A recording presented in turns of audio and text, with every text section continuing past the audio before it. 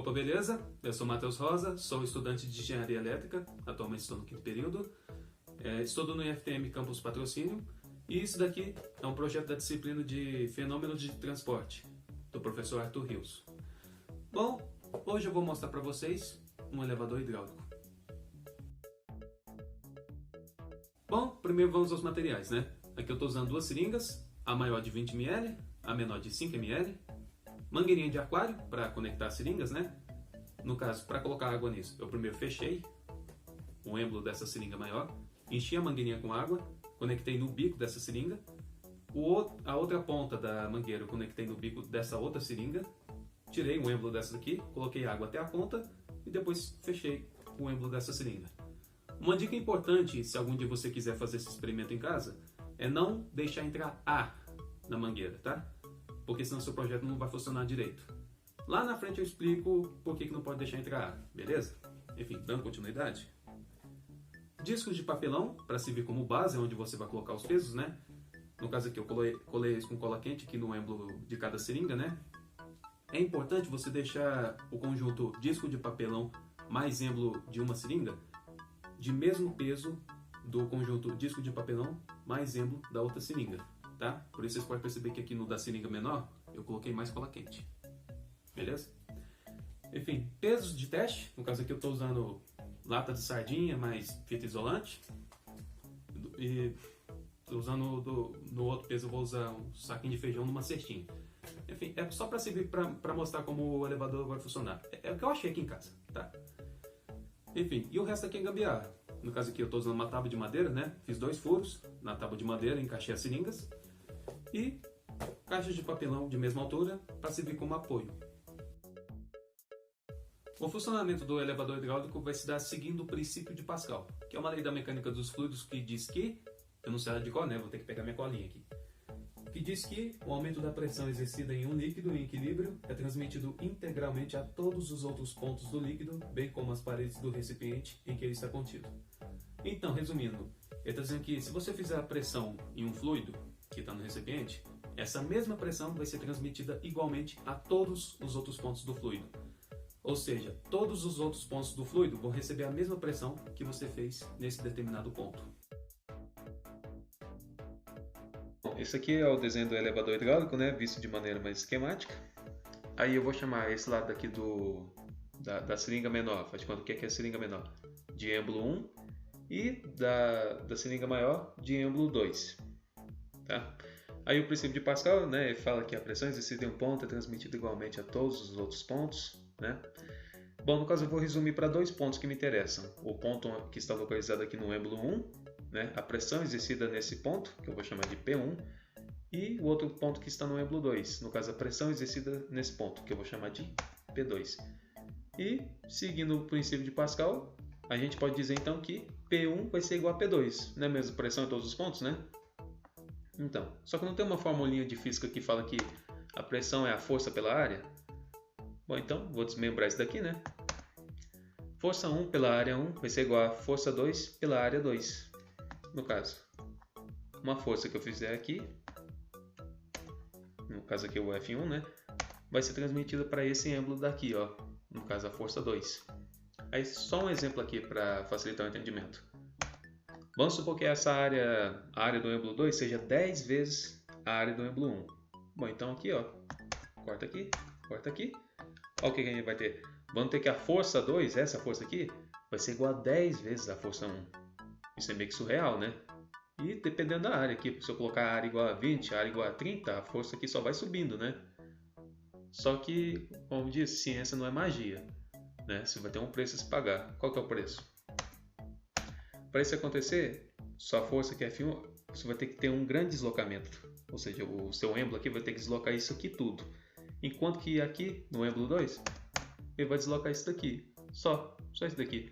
Por quê? Porque o volume que você deslocou aqui vai ter que ser o mesmo aqui. Mas já como aqui a área é menor, o volume, já como aqui a área é menor, o deslocamento tem que ser maior.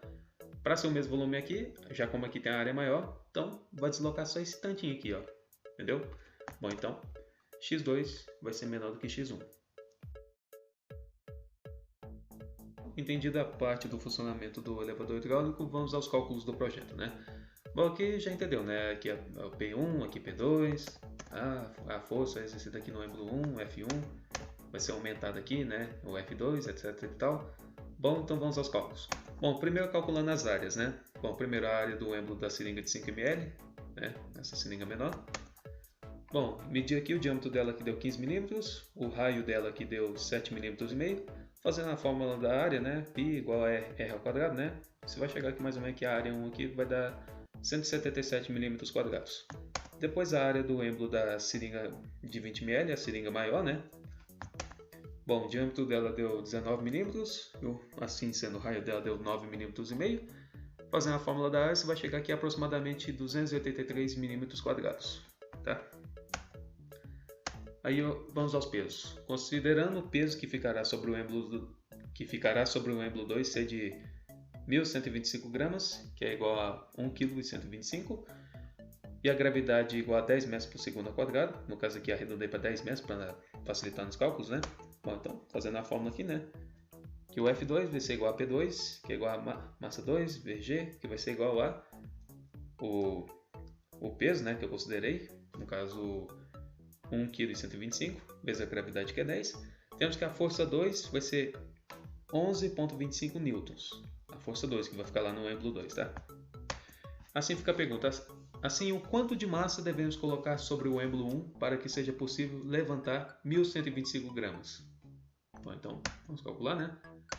É só jogar naquela fórmula lá. P1 é igual a P2. Então, força 1 pela área 1 vai ser igual a P2 pela área 2.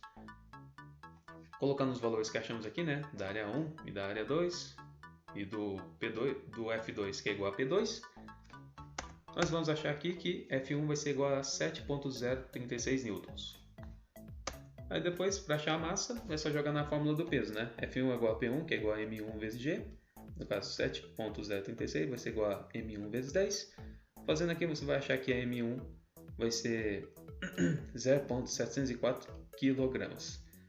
Arredondando mudando para gramas, né? Você vai achar que M1 vai ser igual a 704 gramas. Pronto, é isso.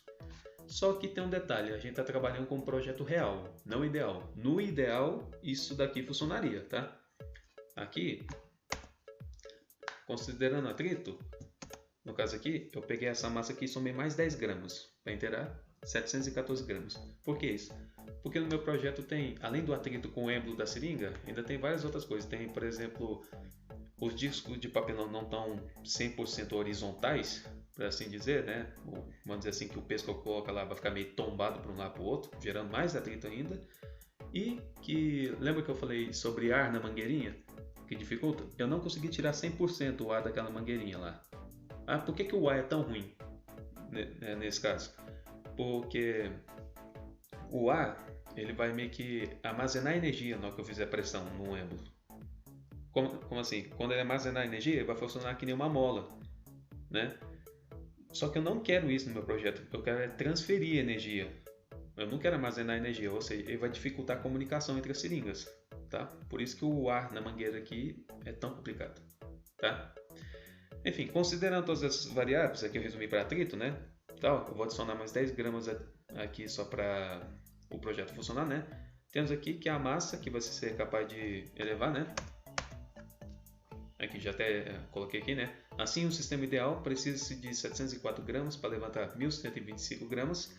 Nesse sistema real, precisa-se de 714 gramas para levantar as 1.125 gramas. Deixa eu só levantar aqui. Trouxe uma balança aqui para ninguém falar que eu estou colocando muito peso em tal lugar, que eu estou trapaceando, né? Então, aqui, ó. Como você pode ver ali, ó, 1.125 gramas. Aqui no feijão e a cestinha, né? E aqui nas sardinhas mais a fita isolante. 714 gramas. 704 por causa do cálculo, mais as 10 gramas por causa do atrito que eu falei, né? Deixa eu só desligar aqui. E agora eu vou colocar elas aqui nas bases dos êmbolos. Eu só sentar de novo. Bom, vou posicionar o feijão mais a cestinha aqui na do êmbolo maior. Deixa eu só achar o centro de massa. Eita, vazou um pouco. porque esse é o centro de massa. É que tem que ficar bem reto para o peso todo ir para o êmbolo. E agora eu vou colocar 714 gramas aqui, para vocês verem aqui. Só deixa eu botar bem reto. Pera aí. Olha só. Então, com 714 gramas, no êmbolo menor, com 714 gramas, apertando o êmbolo da seringa menor, eu consigo levantar 1.125 gramas do êmbolo da seringa maior. Bom, esse foi o experimento do elevador hidráulico. Espero que vocês tenham gostado.